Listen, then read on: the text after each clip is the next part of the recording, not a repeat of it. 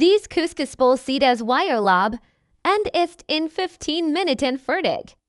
Warm, frisch, cremig und mit meinem nusprigen Extra Kapernbröseln. Das brauchst du: Couscous, heißer Brühe, Tomaten Kichererbsen Feta, Gurk, Kurguter und für die Soße, Sesammus und Zitronen. Los geht's! Als erstes Couscous in ein Schüssel. Der Trick hier ist: keine Kochzeit, nur quillen lassen.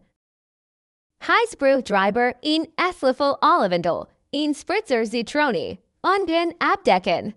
5 Minuten ziehen lassen, nicht umrühren.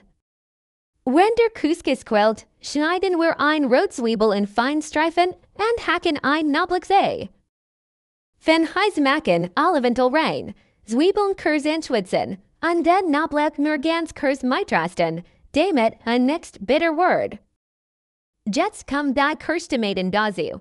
Bei guter Hitze rasten, bis es sich aufplatzen. Dann Oregano, Pfeffer und ein Prise Salz. Kichererbsen rein, Oliven dazu und 2 Minuten mitrasten. Das darf jetzt ruhig kräftig schmecken. Der Couscous gleicht das gleich aus. Für die Soße, Sesammus mit Zitrone und Salz verrühren.